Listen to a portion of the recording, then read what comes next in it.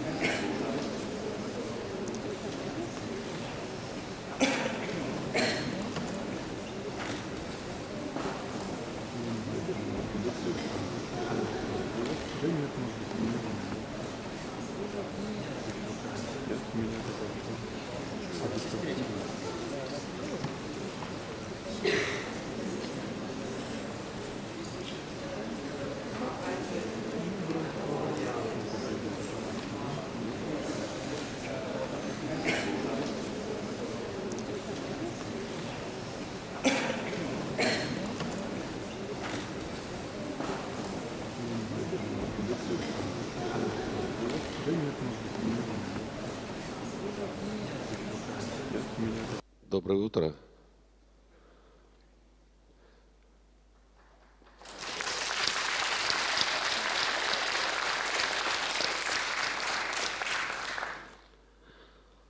В своем фильме я задавал Станиславу Грофу вопрос, считает ли он себя гуру и человеком, который имеет власть над людьми,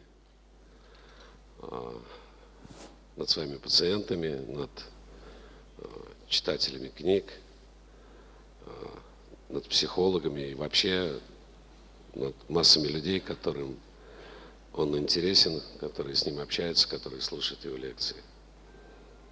И он сказал, что нет, я не считаю себя гуру, я не считаю себя человеком, у которого есть власть над людьми, и я к этому не стремлюсь. И это говорит лишний раз о его человеческой натуре, о его характере, о его представлении себя в этом мире. И он действительно отличается очень большой душевной теплотой и простотой, которые все-таки свойственны великим людям, потому что я не могу не употребить этот термин «великий человек».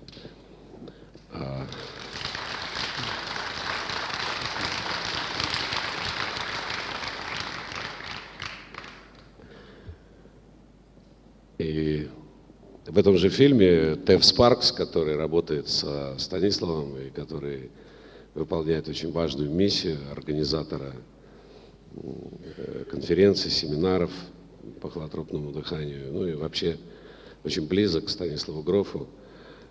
Тоже человек, не склонный к преувеличениям. Он сказал, что Станислав Гроф – это Зигмунд Фрейд и Карл Юнг в современной эпохе в одном лице. И я думаю, что это правда, потому что психология 21 века, трансперсональная психология, она сама по себе совершила революцию в психологии. И поскольку психология занимается человеческой душой, то и революцию в сознании тысяч, десятков тысяч, сотен тысяч людей, может быть, миллионов людей, которые так или иначе сталкиваются с трансперсональной психологией, с холотропным дыханием и с тем вкладом, который внес Станислав Гроф, внесла Кристина Гроф в понимание того, что же такое человек, какова суть его переживаний, каков смысл его жизни, и что происходит в этом загадочном космосе, который находится в каждом из нас. И Есть еще один момент, мне кажется, чрезвычайно важный, который исследует Станислав Гроф и который исследуют очень многие великие просветленные учителя и мастера, с которыми мне приходилось сталкиваться в моей жизни. Как соединить тот космос, который существует внутри нас, с тем космосом бесконечной Вселенной, который существует вне нас. И я недавно вот был снова в Индии, на Кумбхамеле в Харидваре, разговаривал с одним непальским монахом, и я сказал ему: ну объясни вообще, ну все-таки, что такое эго? Он очень просто это сделал. Он взял бутылку воды, а рядом было очень жарко, мы сидели там. Он взял бутылку воды и сказал: вот внутри этой бутылки это ты, это твой мир. А за рамками этой бутылки это Вселенная. А вот эта вот пластиковая бутылка, это и есть эго.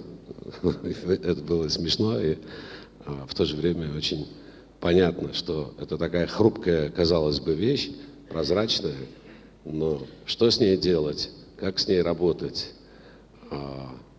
оставлять ли это в своей жизни или преодолевать, это тотальные вопросы на самом деле. И в заключение я хотел бы сказать о том, что я благодарен судьбе за встречу с Стэном Грофом. Сначала я был с ним знаком заочно, через Владимира Майкова, и потом мы познакомились, и несколько раз встречались, и каждый раз это были очень важные для меня встречи. Я помню, когда мы приехали в Дублин, и там впервые мы познакомились, снимали семинар по холотропному дыханию, и там у нас было 6 человек, съемочная группа из России, и нужно было заполнять анкету, а всего было человек 100 из разных стран мира, из Америки, из Европы, из Австралии, откуда угодно. Всегда на семинары Стэна Грофа приезжают люди из разных мест Земли. Ну и в этой анкете был вопрос такой: испытываете ли вы в данный момент духовный кризис? А потом, когда подвели итоги, то оказалось, из 100 человек 6 ответили на этот вопрос утвердительно: да, испытывают. И это все были люди из России, из нашей съемочной группы. Поэтому я думаю, что когда Стэн приезжает в нашу страну, а он очень хорошо понимает, что такое славянская загадочная русская душа, потому что он сам чех, и он сам славянин по происхождению и прожил свою молодость в той самой системе, в которой многие из нас жили. Поэтому он очень хорошо понимает, что такое русская душа. И русские люди, люди, живущие в России, им особенно важно, дорого и ценно то, что делает Станислав Гроф, и те встречи, которые происходят с ним здесь, в нашей стране, в России. Поэтому я считаю, что сегодняшние события, ну, как и все дни Конгресса, вот для меня лично они важны прежде всего потому, что к нам, в нашу страну, очередной раз приехал этот замечательный ученый и очень добрый, очень хороший человек Станислав Гроф.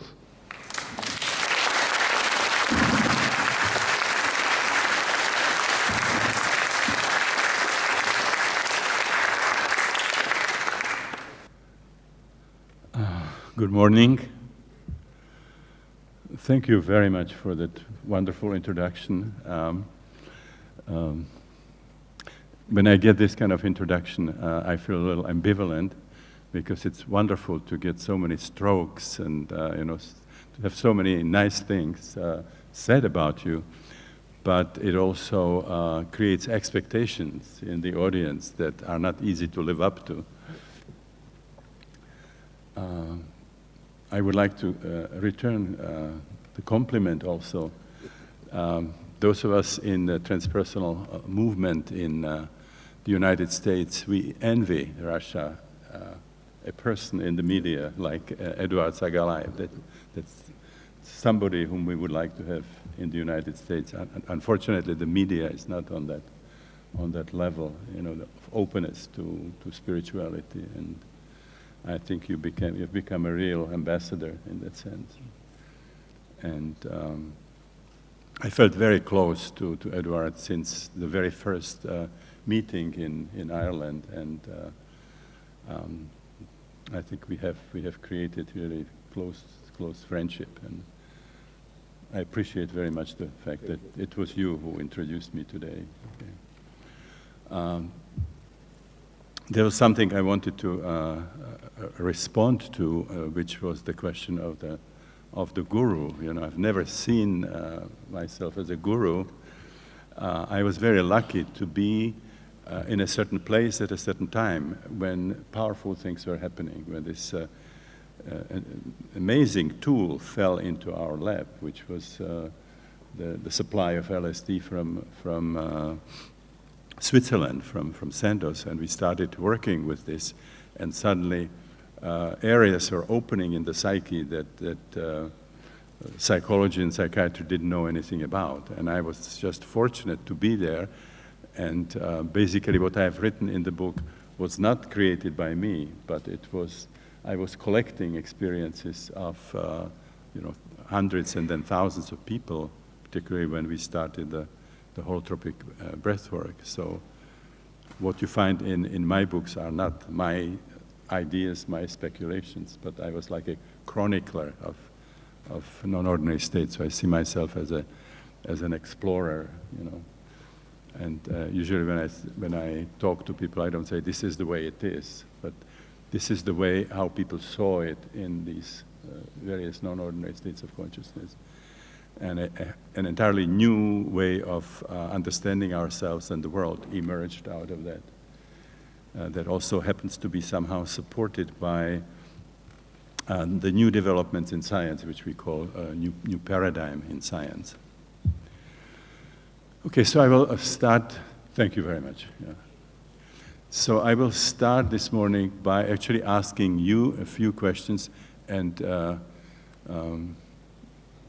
it's already on the screen. So I would like to ask you, how many of you had in your everyday life any of these kinds of experiences that you see on the screen? Can we see the hands? Okay, well, obviously this is somewhat self-selected audience, but still, it's, you know, it's pretty impressive, and we very much get that kind of response wherever we go.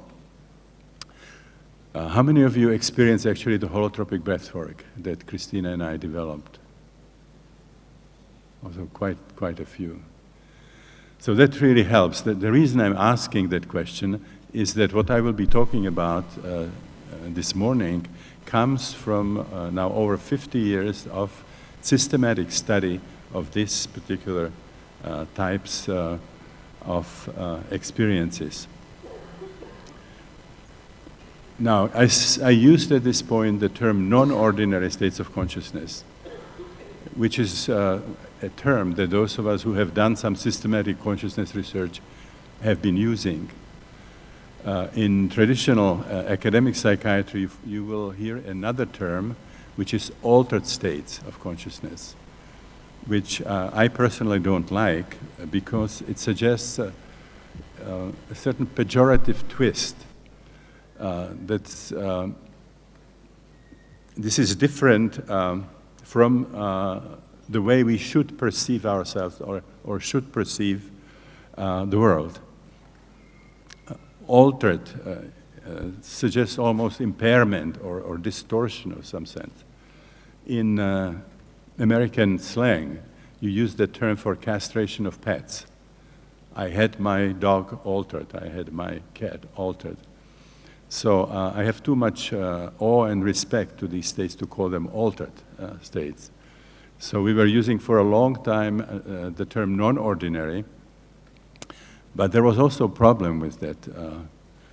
Our daughter is married to a son of Jane Middleton Moss, who is a Native American, and we have these wonderful discussions.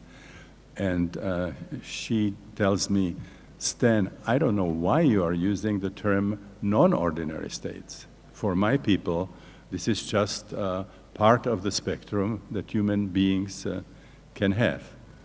So here I think I'm somewhat avant-garde in the academic circle.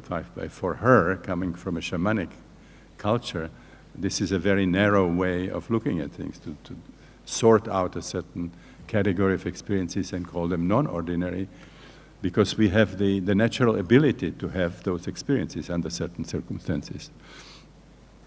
So after some time of involvement in the research of these states, I became just astonished that psychiatry and psychology, as we know it today, does not have special name for an important subcategory of non-ordinary states, which are, for example, those that you saw on the screen, that have actually healing, transformative, and even evolutionary potential. We call them all altered states, and they're seen as pathological states. So I decided to create my own term, and I started calling this important subcategory of these non-ordinary states holotropic states. So those would be the states that shamans experience during their initiatory crisis, or the states that they induce in their clients when they are doing healing work with them. Holotropic states are states experienced by native cultures in what's called rites of passage or some other powerful native ceremonies. These are the states that have been described by initiates in the ancient mysteries of death and rebirth.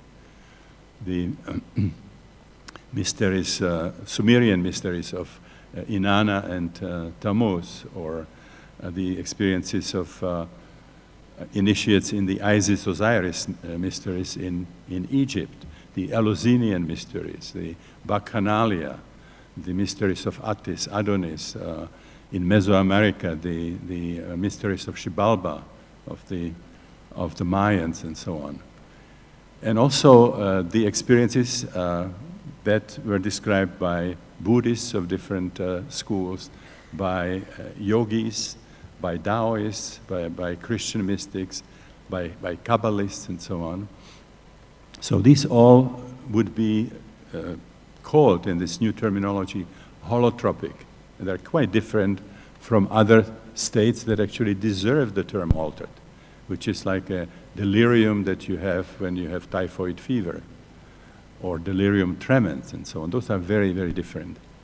These are experiences that are healing, that are transformative, that are evolutionary, and they have very powerful heuristic potential. That's H-E-U-R, from Eureka, which means you can get a lot of new information from these states about consciousness, about the human psyche in health and disease, and even about the nature of reality. So what does that term holotropic means? It's a composite word. It's a neologism that you don't find anywhere else than in my writings, or people who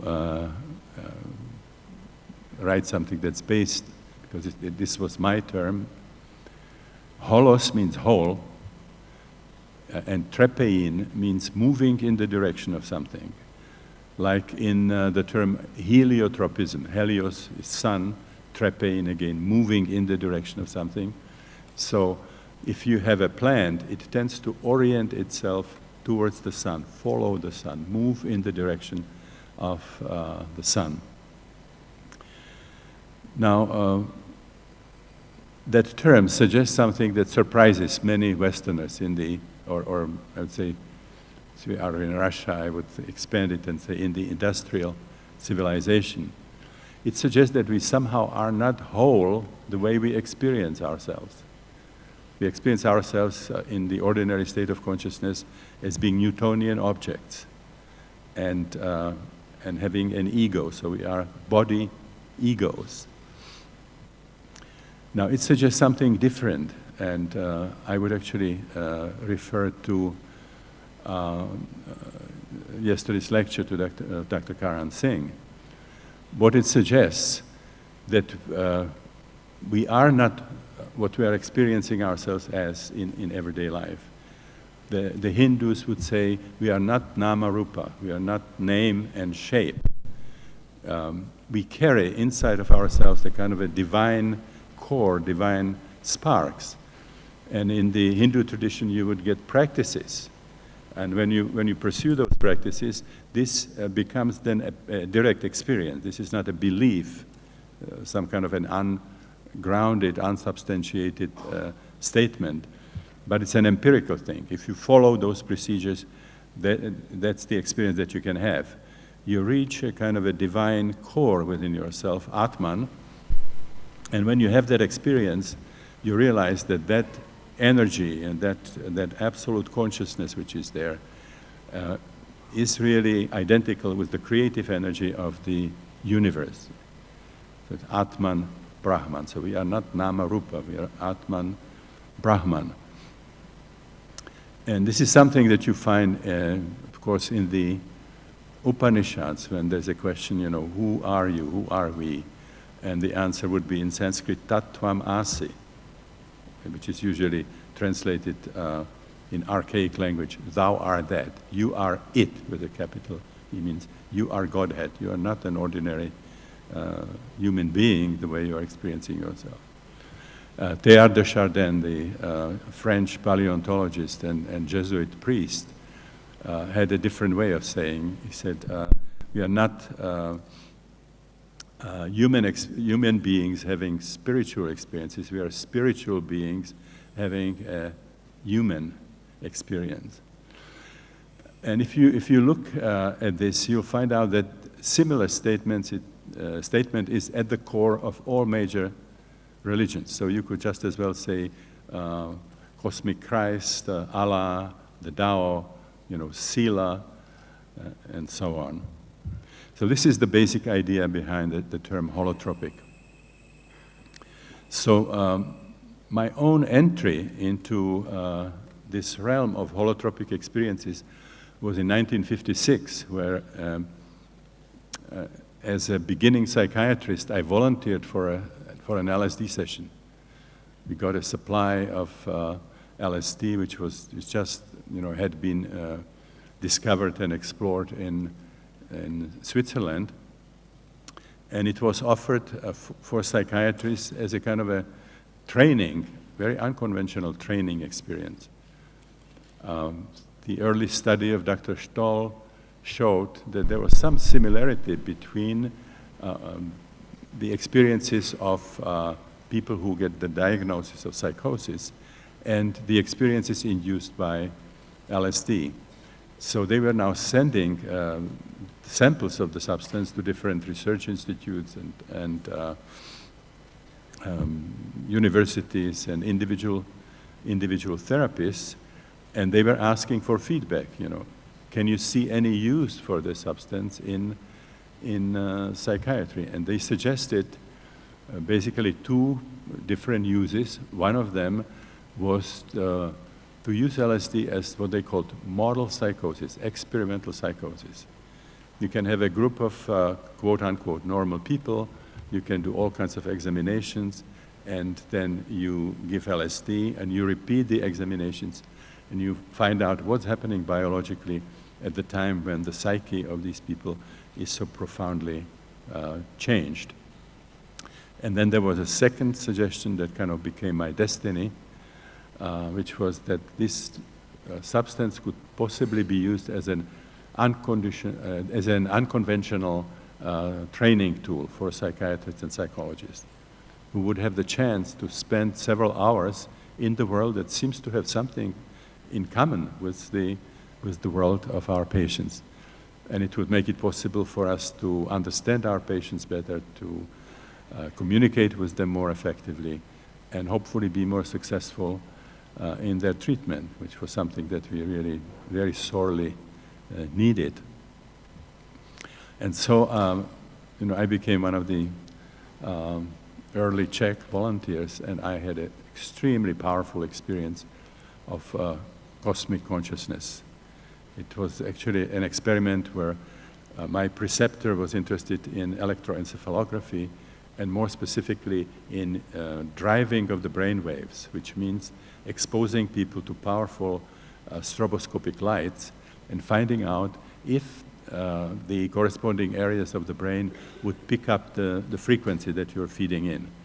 So I not only had this powerful psychoactive substance, LSD, but at the height of it, I was exposed to this stimulation, and it just catapulted me completely out of my body, and I had the feeling I became one with everything there was. And I came down from that session extremely impressed. And that time I was quite disappointed with psychoanalysis, which was the reason why I went to psychiatry in the first place. And suddenly this opened a whole new area. I said, I'm already stuck with psychiatry, and if you're a psychiatrist, this is by far the most interesting thing you can do. Study these states that I call now holotropic. So I started experimenting with it, and my worldview was constantly challenged. I was observing and then also experiencing things that simply were not supposed to be happening if the world were the way it's described by traditional science, by academic psychiatry and psychology. And it was a real crisis, to the point that I, questioned my sanity, because what I was experiencing was against everything that I was taught by authorities, by people who were university professors. If you are a medical student and a beginning psychiatrist, you have a lot of sort of awe and respect to authorities. And these were things that simply were not possible if the universe was the way I was taught. We talk these days about anomalous experiences. So we saw a lot of anomalous experiences, paradigm challenges, things that require major revision in our thinking. So when I became comfortable with this whole world of these anomalous phenomena, I started writing books about what I believed were implications for different aspects of psychiatry, for the dimensions of the psyche themselves. How big is the psyche? What kind of experiences can you have without getting psychiatric diagnosis? The implications for the strategy of psychotherapy. And then at the very end of the spectrum, actually implications for the nature of reality, particularly one significant aspect, which is what is consciousness? Is it really true that consciousness can be explained as something that emerges out of the complexity of neurophysiological processes? Or is consciousness something much more fundamental? When I was approaching my 70th birthday, I was planning to at least semi-retire and do sort of more reading and writing. And we had holotropic breathwork training all over the world. We had now very capable staff of people who were teaching holotropic breathwork all over the world.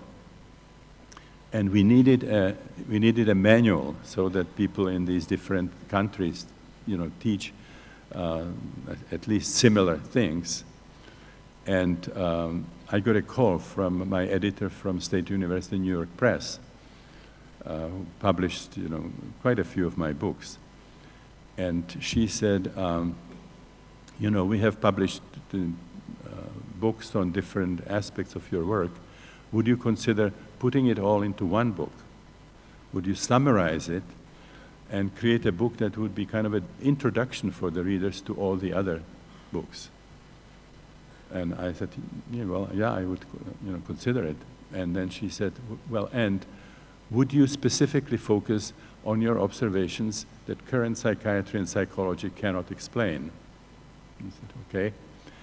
And then there was a little pause, and then she said, And would you suggest what this new psychiatry and psychology would look like that would actually accommodate these new observations, the revisions that would have to be made? Well, this is something that we call in America a tall order, you know. But I got excited about it because here was an offer to write a manual for our training. Basically, you know, put chapters there that would be the topics of the different training modules, as we call it. So I sat down and I wrote the book, and I decided to give it a very provocative title, Psychology of the Future. You know, this is psychology of the future. Okay. Why I say deliberately provocative. If you write a book with titles like The Holotropic Mind and so on, you know, people just can ignore it. If you say this is the psychology of the future, people either get excited or they get very provoked, they get sort of irritated. So it's a kind of an attention-getting tool. So that's a book that we are now using in the training. And as you saw, we have now published another book which actually describes the training itself, not the theoretical implications only, but the methodology of the holotropic breathwork. So, let's see if I can get the...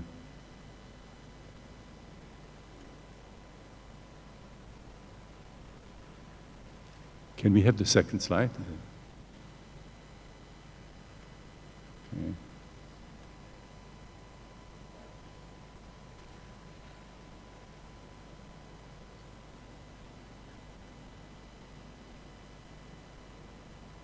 Můžete mě dát druhou kartinku?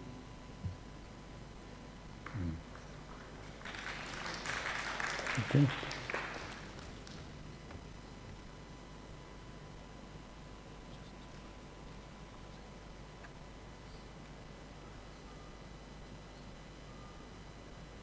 Okay, what you will see is a list of categories where I believe we would have to think radically our thinking, change radically our thinking in psychiatry and psychology. It's a major reform that we will be talking about. This is not something that can be handled by small patchwork, what we call technically ad hoc hypothesis. This would be a major overhaul. I mean, we would have radically changed our understanding. In about a week, I will start the 80th year of my life, and this is where people frequently, researchers, you know, try to summarize what they have seen during their lifetime. Thank you.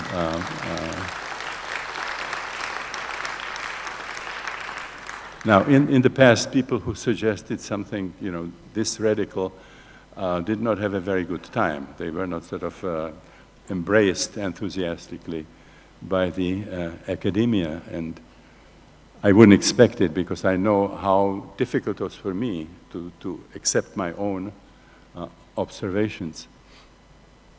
But I will take my chances. So these are the different areas where we would have to change our thinking very, very radically. I will actually start with the nature of consciousness itself. If you study psychology, psychiatry, you'll be told that consciousness somehow mysteriously emerges out of the complexity of the processes in the brain. Now, to my knowledge, nobody has ever attempted to explain how something like this could happen. The gap between matter and consciousness is so phenomenal, so profound, that you don't even know where to start thinking about how something like this could happen. So we are basically dealing with a metaphysical assumption. This is based on a metaphysical assumption that this is a material world. The history of the universe is a history of developing matter. And the universe created somehow itself. And what happened there, the origin of organic matter, life, consciousness, intelligence, this all happened by bouncing of the particles without any guiding intelligence.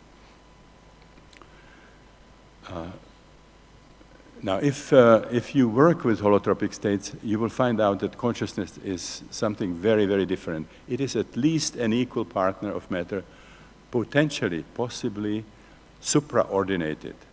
I can, after half a century of experiencing these states and working with them, it's much easier for me to imagine that the material world is a virtual reality created by consciousness, by orchestration of experiences, than it is to believe that matter can generate something as phenomenal as consciousness.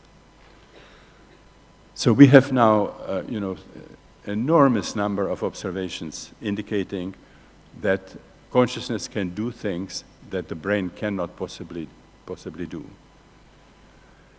In a variety of transpersonal experiences, and I don't have time for many examples today, but you would find it in my books, where we can leave somehow the boundaries of the body ego, or what Alan Watts called the skin encapsulated ego, and we can become aspects of the world at large. We can become other people, we can experience group consciousness, we can experience identification with animals, we can go into human history, and in these experiences we get new information about these different aspects of the world that we have never had in this lifetime. We had not acquired it through our senses.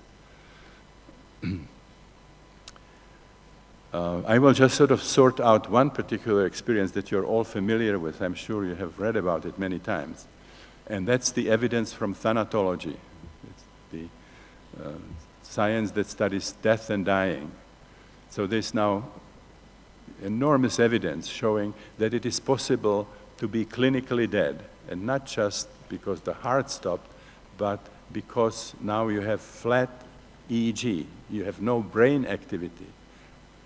And as you are in that state, biologically, physiologically, your consciousness leaves the body and maybe settles for a place near the ceiling and kind of observes with a detached interest what's happening to the body, and then maybe decides to go for a little excursion and go and checks what's happening in other parts of the building, and then maybe has an experience that's happening somewhere 2,000 miles away. Now, if you're a traditional physician or psychiatrist, you say, well, those are hallucinations. You know, the dying brain is sort of producing some kind of images there. But if you are an open-minded researcher and you go and you check what was actually happening in those places that the person is talking about, you get what we call consensual validation. These are veridical out-of-body experiences, kind of an astral projection type of experiences. We have now literature by Ken Rink and his co-workers showing that this same thing can happen to people who are blind, congenitally blind for organic reasons. They've never seen anything in their entire lifetime, and when they are in a near-death situation and consciousness leaves the body, that person can perceive the environment. Checks the fixtures, can describe the fixtures on the ceiling, and then maybe go through the ceilings of the hospital and get a bird's eye view of the hospital, and things like that. So those are very, very radical observations, and it's amazing that this is generally known. I would expect with people like Vladimir Maikov and Eduard Sagalayev that this was, also in the Russian television and Russian media, but certainly in the United States, there are best-selling books on the New York bestseller list of people who describe what happened to them when they were in a near-death situation. There are books by thanatologists describing what they observed. talk shows, people coming and talking on television about the experiences that they had in near-death situations. Hollywood people are inspired. Any number of movies now describes what happened to people after they die. And so people on the street know that, but somehow the academic circles don't respond to that. And they act as if nothing changed, and we are still teaching in our universities that consciousness is something that is produced by the brain.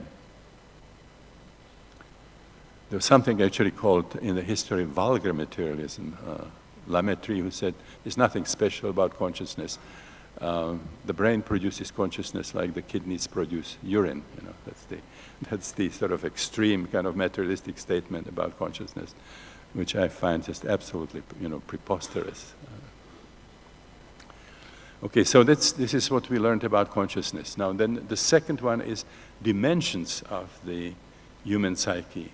What we have in current psychiatry and psychology is basically the model of the psyche limited to postnatal biography.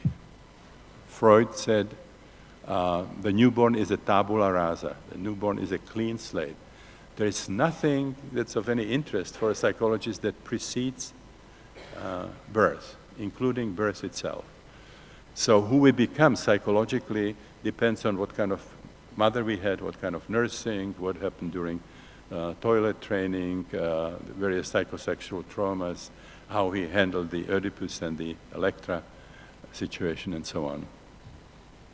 And then we have the Freudian individual unconscious, which is also a derivative of postnatal history, things that we have forgotten, things that we have repressed, things that we found unacceptable.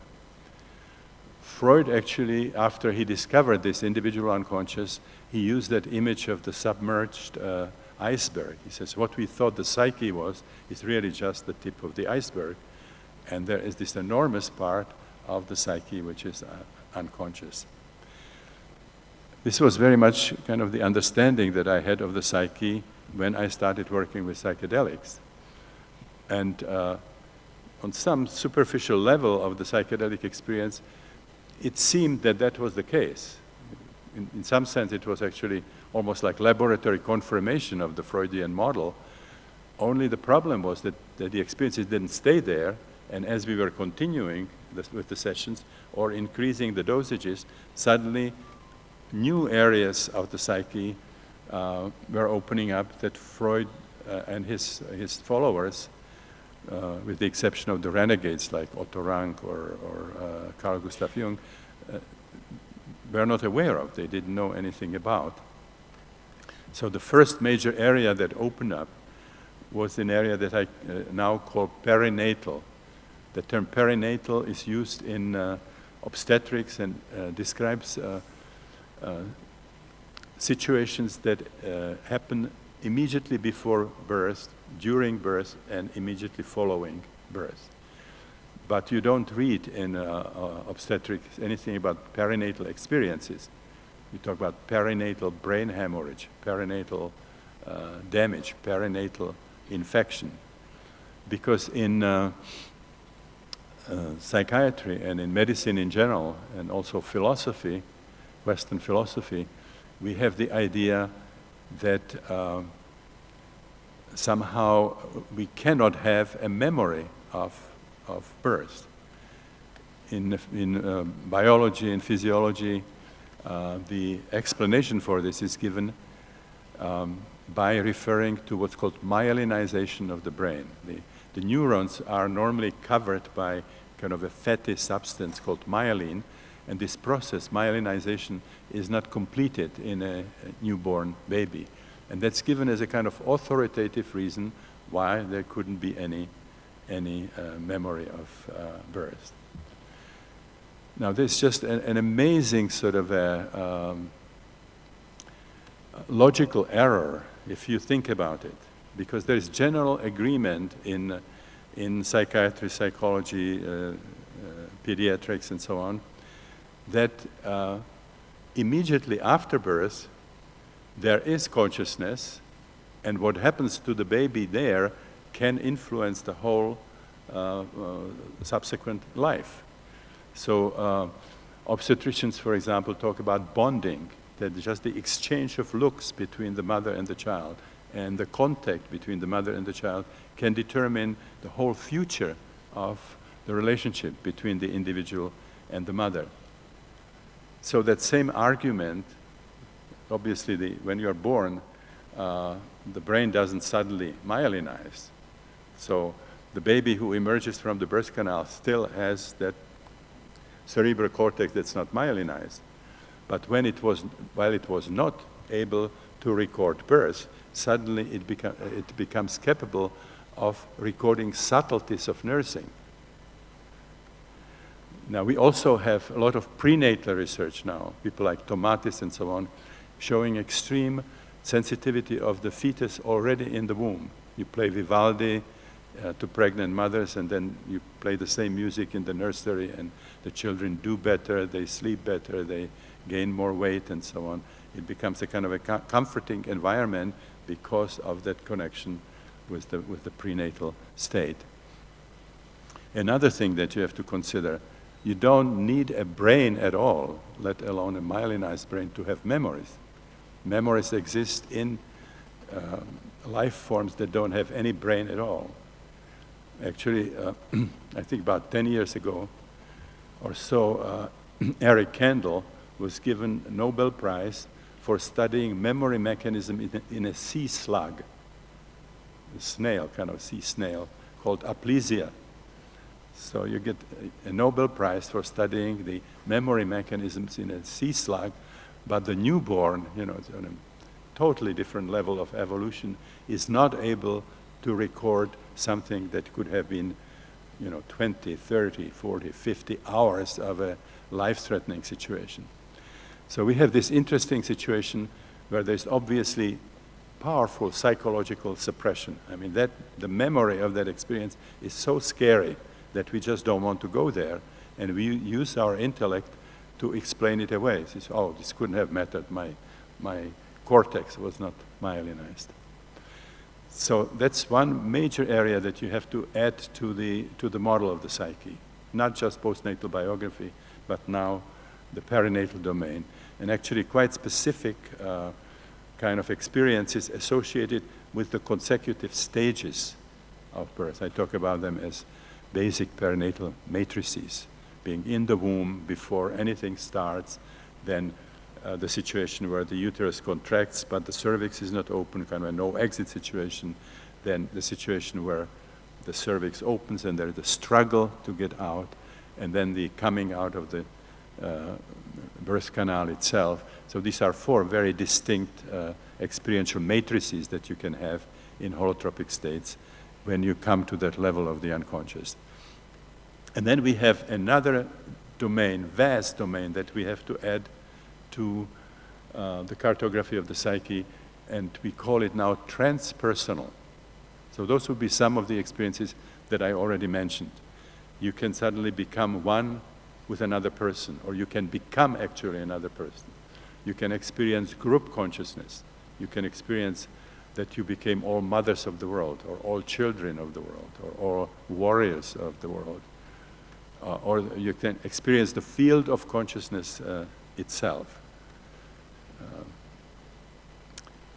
You can go into the animal realm. I already mentioned you can experience anything from the Darwinian evolutionary tree. You can identify with any other life form, and you get a new information about that life form that you never acquired through your senses in this particular lifetime. It could even be identification with something in the botanical world, with a sequoia tree, with a carnivorous plant, and so on.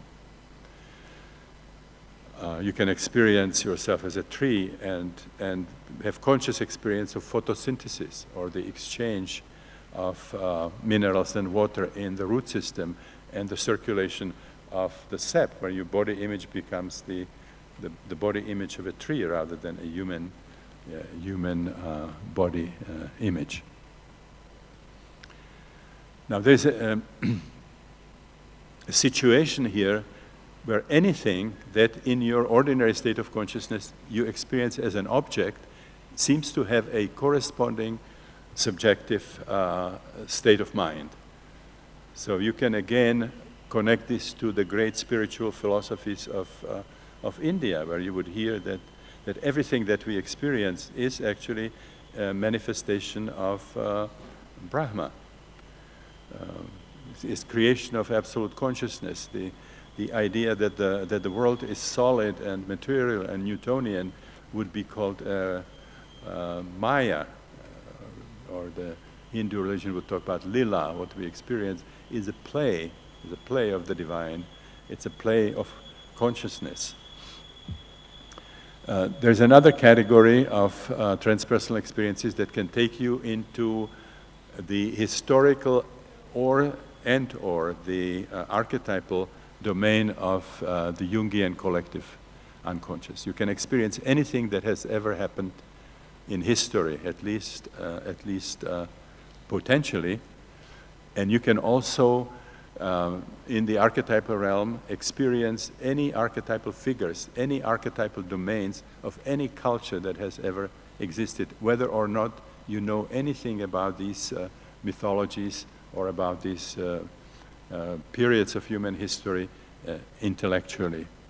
We have now a wonderful scientific model for this, which I really recommend to those of you who would like to bridge what I'm now saying to hard science, and that's the work of Erwin Laszlo.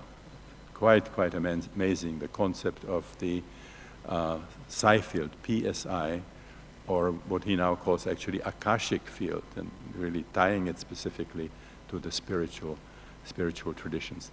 So this is now the image of the psyche that we should have to accommodate these anomalous phenomena that we experience. Now we can look at architecture of emotional and psychosomatic disorders. In traditional academic psychiatry, if you have any emotional and psychosomatic problems that are not organic, they don't have a biological basis, the idea is that somehow they develop postnatally. And traditional psychoanalysis gave you actually the references to the periods of life where you would expect the origin of these emotional and psychosomatic problems. Let's say alcoholism, addiction, manic depressive disorders would be oral. Obsessive compulsive neurosis would mean anal fixation on the anal stage of libidinal development. Phobias and classical conversion hysteria would be linked to what Freud called the phallic, around 4 years of age, when you also deal with the Electra and the Oedipus problems and so on. If you work with holotropic states and you are working on one of these issues, you will definitely find something in your individual history that will more or less confirm that there is a significant connection to your postnatal life, to infancy and childhood. The problem is that it's not all there is there. You'll find if you have a way of going deeper, you find deeper roots for the same problems. And this would be on the perinatal level, linked to one of the perinatal matrices, and there would be actually roots for those problems reaching deep into the transpersonal level. At the bottom of that could be a karmic experience. At the bottom of it could be some kind of an archetypal motif. It can take you to some phylogenetic roots of this. Just a quick example. You're working on psychogenic asthma, okay? You regress and you find out that significant part of the choking in asthma is an unfinished business related to a near drowning experience when you were 7. Then you go and you find some additional components which are related to being repeatedly choked by your older brother. You go deeper, there is choking when you had whooping cough when you were 2 years old. And then you find significant deep root in the birth process. Birth has significant element of choking. And then you can, at the bottom, you can find an experience where strangling or hanging or something like this seemed to have happened in another historical period, and you would experience it as a remnant of one of your past lives. Now we can get to the next one, which is the therapeutic mechanisms. Now what I just said would sound like a very bad news. You know, we thought we just had to work on our infancy and childhood, and suddenly the playground is much, much larger. Now the good news is that you also would discover powerful mechanisms of healing and transformation that exist on the perinatal level and on the transpersonal level. For example, reliving birth, processing the emotions, expressing the pent-up energies that we carry from birth can alleviate a whole range of different emotional and psychosomatic problems. For example, claustrophobia is one of these kinds of deep depression. There's a lot of violence associated, aggressive response to birth that is recorded there. Things like headaches, I already mentioned asthma and so on. So if you now relive birth and you process the energies and the emotions, this could really alleviate a whole range, whole spectrum of problems. And there are also very powerful mechanisms on the transpersonal level. For example, we have found in many instances that major therapeutic changes happened after people relived what they felt was a past life experience. Or their problem would be aggression and violence, and a lot of it would come through in identification with a feline predator, identification with a black panther or a tiger, and so on.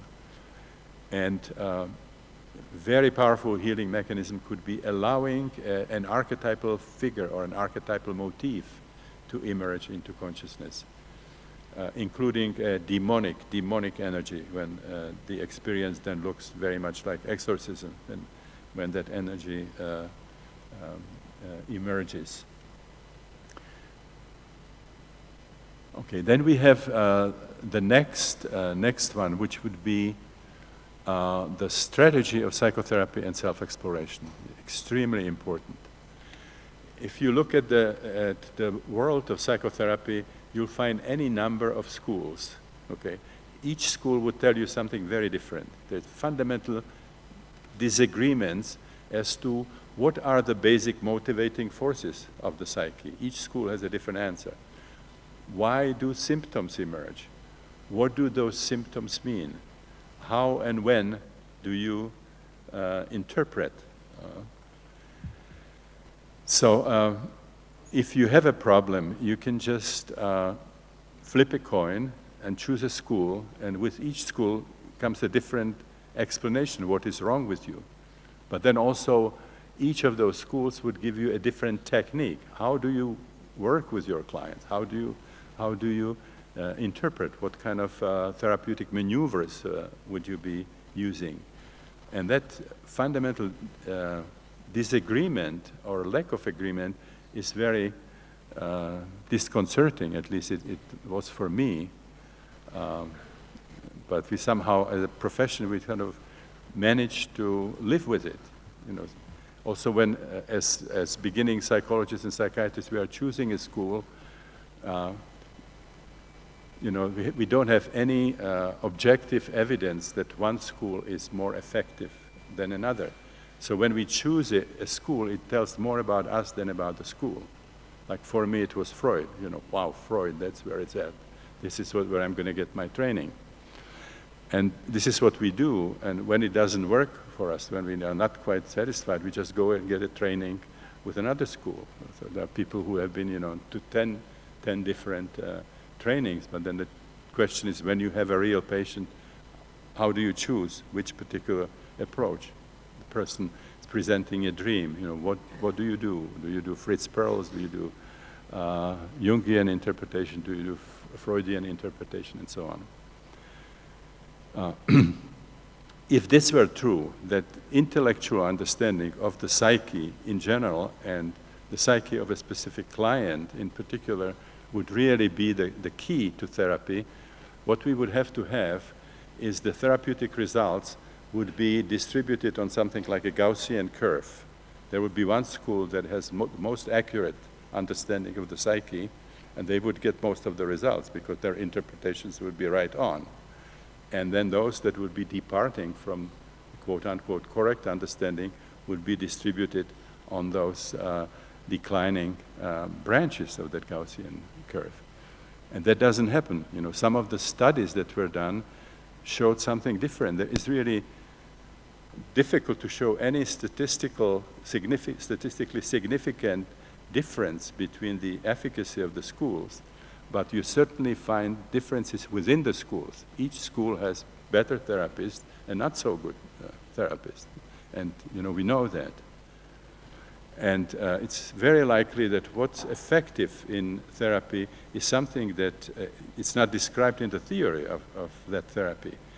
And it would be something that's very difficult to describe scientifically, like the quality of the human encounter between the patient and the client, the feeling of the client to be understood by another human being and accepted by another human being, typically for the first time in their lives, because they didn't get it in their own nuclear family. Feeling sort of important, you know, feeling to be a focus of attention and so on. But also in my understanding, being in therapy and feeling the support of the therapeutic process gives you much more tolerance for what's emerging from your unconscious. So you allow some actually inner healing mechanisms to take place and unfold, where if you did not have that support, you would be much more frightened and sort of disquieted by what you're finding in your unconscious. Whereas now when the stuff's coming, you are kind of saving it for as material for your therapy. It gives you much more tolerance for what is happening inside of you. Now, what did we learn in the work with holotropic states? It's actually something that Jung already suggested. For Jung, the psyche, at least at the end of his life, was not something that was inside of the skull. After he studied synchronicity, and the archetypes, you see, were cosmic organizing principles, and they were influencing the world, and also the psyche, and the psyche itself became something enormous. The psyche was anima mundi, the psyche of the universe, was the universal mind, and our individual psyche is partaking, is kind of teased out of this cosmic matrix, and the boundaries are very relative and negotiable. In holotropic states, we can step out of what we perceive as our individual psyche, and we can experience the universe at large. There's a wonderful saying that you find in Victor Hugo, Les Miserables, where he says, there is one spectacle which is grander than the ocean, and that's the heavens. And there is one spectacle which is greater than the heavens, and that's the human psyche, the human soul. And unlike Freud, Jung was able to see the human psyche as a mystery. So the intellect is just a partial function of the psyche. It has no way to understand the psyche. The psyche is a mystery, as much as being is a mystery. The fact that we are here, that anything is here. Why there is existence rather than non-existence. The reason doesn't, the intellect doesn't help us very much with these kinds of fundamental questions. So Jung's idea was you cannot understand intellectually the psyche of your patients or the psyche in general and come up with some tricks, you know, to fix the person. But what you can do, you can create a kind of a supportive container.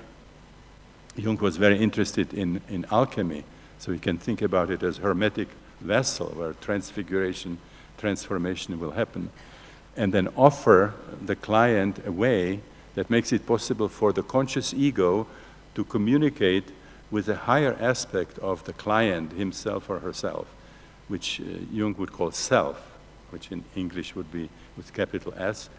And the healing happens in the kind of an interplay or a dialectic exchange between the conscious ego and the client's own higher self. It's the inner healer that's guiding the process. It's not the therapist who has this understanding and comes with these great sort of interpretations. So Jung's description, the late description of the therapist was co-adventurer, not the fixer.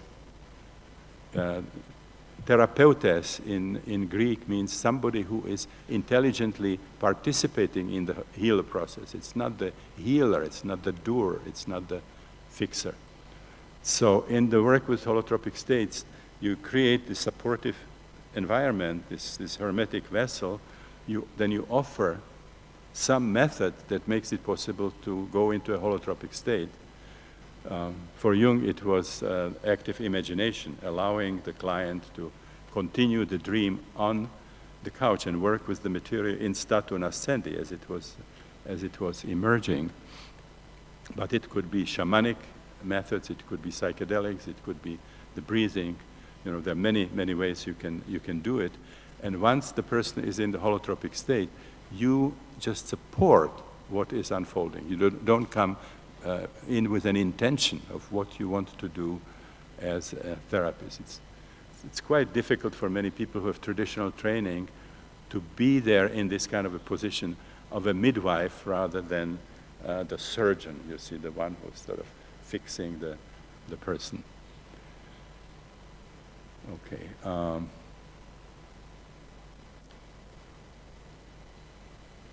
The role of spirituality. In traditional science, we have the idea, again, that this is a material universe. See, the history of the universe, the history of developing matter. And as I mentioned before, life, consciousness, intelligence are kind of more or less accidents in the evolution of the universe. Something that happened in an insignificant part of this enormous universe that has billions of galaxies. It's basically a fluke. So if you have this kind of understanding of the material understanding of the universe, there's no place for spirit. What is spirit? Where does spirit come from? So from a strictly materialistic point of view, quote unquote scientific, I would say scientistic point of view, if you are spiritual, there's something wrong with you. At best, you just don't know your science. You just haven't learned what science discovered about this universe. You are superstitious. You are into magical thinking. If you are intelligent, then you have some problem from your childhood. You still carry some infantile images of your parents, the way you saw your parents as deities, and now you sort of project those images and you make gods and goddesses from them. And if you have actual spiritual experiences in today's psychiatry, you get a diagnosis, and that process would be stopped. Now, if you work with holotropic states, you find out something different, that as the process of regression into your psyche reaches at least the perinatal level, a new dimension comes into your experience, which Jung called luminosity. Actually used Rudolf Otto's term. And he liked it better than calling it sacred, holy, mystical, and so on, because these kinds of terms have been used in many different contexts, and they could easily be misunderstood. Whereas the term luminous is nice and neutral. But what it means is that suddenly you have experiences that have a quality that you don't know from your everyday life, except maybe from some moments where you had sort of peak experiences when you were looking at the Himalayas or the Grand Canyon or the Aurora Borealis, or you listen to that, and then you might have a touch of that. So the images from the deeper level of the psyche have the sense of luminosity. You suddenly understand that they belong to a higher order of reality that actually forms and informs what is happening here. So if somebody is atheistic, that means that that person has not experienced himself or herself to sufficient depth to discover the luminosity of their own psyche, and through that also the presence of the luminous dimension in reality itself.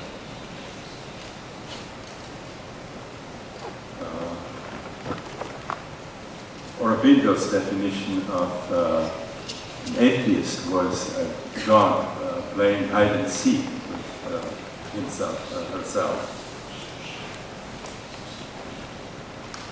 Okay, I will now go to the last part, which was actually the greatest surprise that I experienced. I mean, as you can imagine, for somebody traditionally trained, I mean, this was enough.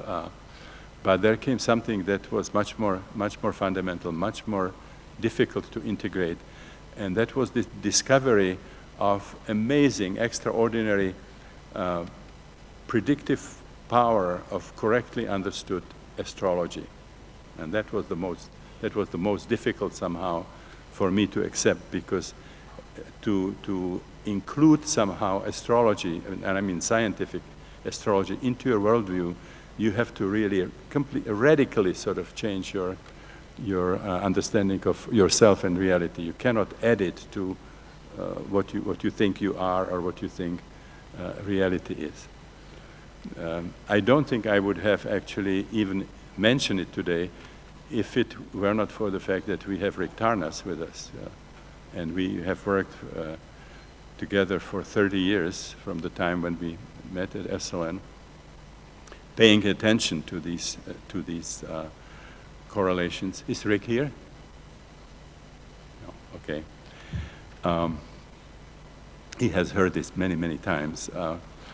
So very early when we lived at SLN, we had a situation where a man came, Arne Tretevik, who walked around constantly carrying the ephemeris and was looking at his life and studying hour by hour what was happening in his life and what was happening around him and how it was correlated with the transit. And he came to us and he says, "You're studying these non-ordinary states, why don't you use astrology? That would be a wonderful guide." And we said, "Astrology, you know." But we were sort of sufficiently interested to sit down, and he taught us some of the basics of astrology and how to do a chart and so on. And we started looking at people who had very powerful experiences. And SLN is like a human laboratory. I mean, there was a lot of powerful transformation happening. You know, people doing various forms of experiential psychotherapy and having spiritual emergencies and psychotic breaks and so on. And Rick at the time was in the guard check, and he was also a night guard, sort of, you know, spending a lot of time with the big Sur sky, which is just amazing. And we started noticing some amazing correlations. The first one was that what I described as the phenomenology of these four matrices could be descriptions of astrological archetypes. The first one being in the womb, which is sort of the oceanic, cosmic kind of experience. When you have that experience and it's spelled out, you could just as well be reading about Neptune, the archetype of Neptune. The second one, when you have compression, oppression, depression, starvation, guilt, this would be reading from an astrological book that would involve the archetype of Saturn. Then the third one, when you are struggling through the birth canal, and there is also powerful energy generated that has kind of a sexual quality about it. So in this matrix, you have birth, sex, death, rebirth, sexuality, and also elimination. There could be encounter with different forms of biological material. This would be the archetype of Pluto. And then you have the fourth matrix, which is breaking out, sudden, unexpected resolution of a difficult situation, divine epiphany, the influx of new breakthroughs and insights and so on would be the Uranus archetype. And then later, it became obvious that not only is there this fundamental correlation with the matrices, but that people actually would have experiences of these archetypes at the time when they have the corresponding transits. This would be a whole other talk. I have to leave it here, and actually this would be talk that should be given by Rick, not by myself. We created a kind of a team where I was mostly the one who was bringing experiences, people from holotropic breathwork, people who had psychedelic sessions, spiritual emergencies, psychotic breaks, and of course continued, exploring the healing, the transformative, the heuristic potential of non-ordinary states. But Rick became a full-time astrologer, and so what I know of astrology is what rubbed off on, during this cooperation. But if you are really interested, Rick is doing a postnatal seminar here, and what did I say? Oh, okay. Post-conference seminar. So he did meticulous research that took 30 years before he wrote this book, Cosmos and Psyche, which I understand is now or will be coming out in a Russian translation. So you'll be able to study that. It is an intellectual challenge to integrate real astrology, but I believe today that the future of psychotherapy would be in responsible work with these holotropic states of consciousness. By this I don't mean just the breath work, but that whole spectrum of non-ordinary states that I was talking about, and combined with archetypal psychology, and then using transit astrology as a guide.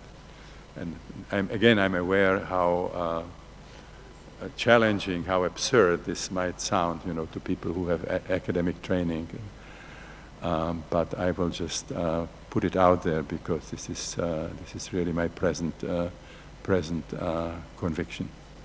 Anyway, thank you very much for your patience, and it's great to be given this opportunity.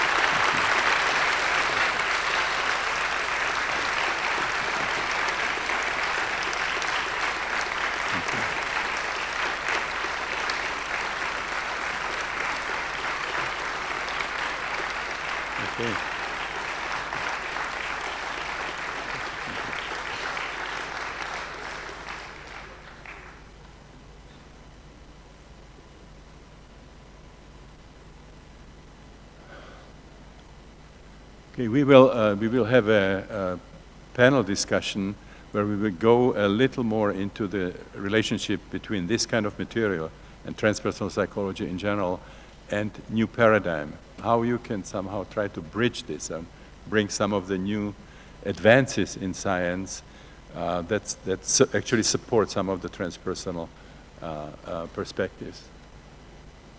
Obviously what you heard is completely incompatible with 17th century sort of Cartesian Newtonian thinking, but you can find very important connections to different avenues of what's called the new or the emerging paradigm. Okay. Break. Thanks again, Eduard, for wonderful.